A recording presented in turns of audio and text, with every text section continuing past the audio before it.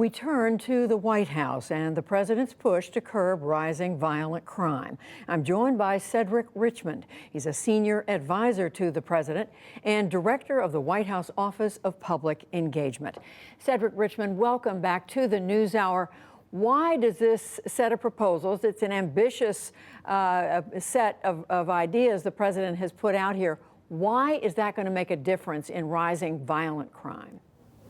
Well, it's a comprehensive strategy to deal with gun violence and violent crime in our neighborhoods. We see that it's a 30% spike since the last 18 months when the pandemic started.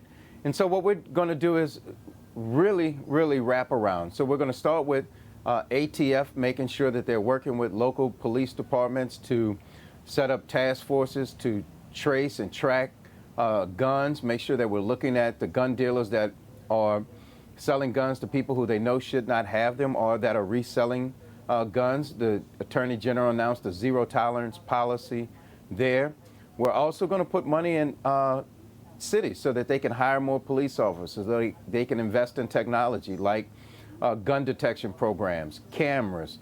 They can invest in mental health, substance abuse. And then we're going to put some money in to really try to prevent people from going that route in the first place. So cities will be able to invest in summer jobs programs for their youth, invest in their recreation departments, their education departments. And then the last thing we'll do is make sure that we've invested in the Department of Labor, putting money out there so we can train and help educate formerly incarcerated people who are leaving incarceration so that they can get jobs. And we're urging businesses and others to hire them. So we think that this comprehensive strategy, and one of the most important parts of the strategy is investing in community violence intervention. And that's people who go in the community, go into the communities where the crimes are happening, where the victims are located, and make sure that they are dealing with retaliation, conflict resolution, and making sure that they identify, because those are the trusted voices in the community, and we know that reduces crime. Is it fair to say that guns, though, is the centerpiece of these proposals? Guns is one facet of it, but guns it's a big problem in our communities. And the violence and the carnage that's caused by it is a big concern. And we've seen the videos out there so far, and we're anticipating, because in past, you see a spike in the crime in the summer months when kids are out of school, the heat rises, and we want to make sure we get in front of that, and we want to stop the proliferation of guns all across our streets and in our communities.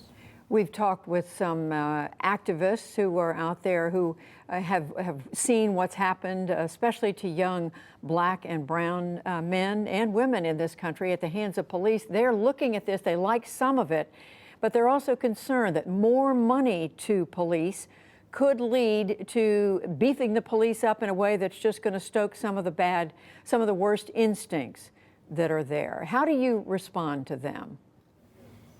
President Biden has always been consistent that he does not believe in defunding police, that he believes in investing in law enforcement and making sure that it's real community policing, where they get out of the police car, where they get to know the people in the community, and you rebuild that trust between the community and the police that police those communities. And we think that that is an important avenue to fight crime. And so the president has been consistent on it. That's his position.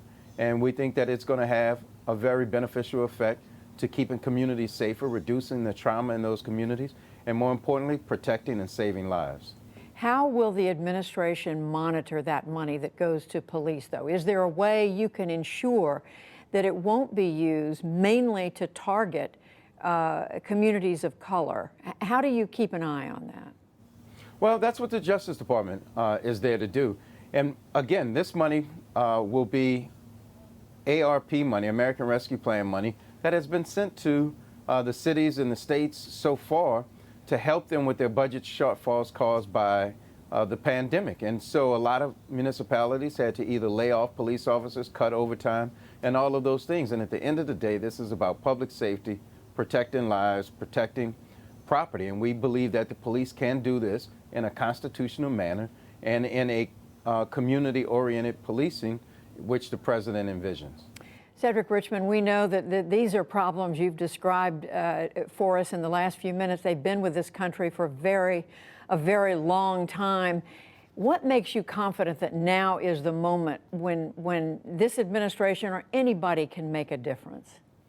Because I think it's a comprehensive approach. I think it's utilizing community violence intervention programs and interveners. That's never been funded to the extent that we're going to fund it, and that we're going to encourage people to do it. Also, investing in technology so that, for example, one of the police officers was talking about their ability to share information and work with ATF. They were able to monitor social media, and they could identify conflicts before the people actually met and had the altercation or other incidents. And so we believe that through technology, through community violence intervention, through supportive programs, substance abuse, mental health treatment, all of those things, we believe, create a way that we can put our hands completely around this issue and start to deal with it once and for all. And just one other thing, we saw a report late today. Senator Tim Scott, Republican of South Carolina, who's been very involved in negotiations over police reform legislation, the George Floyd Justice in Policing Act. He's saying today that it looks like they're close to an agreement. How much difference will it make if that legislation is passed? Well, we need it to pass. One, we need to rebuild trust between the police, the communities that they police. But two, we need to have accountability and transparency in our policing. We know that the overwhelming majority of police out there sacrifice to make sure that our communities are safe and that they do a good job. But for those that are not good police officers, we have to have a way to hold them accountable and be transparent about it. And so I think that it is a very important. I hope the senator is right. And I think that it can only help between trust between police and communities.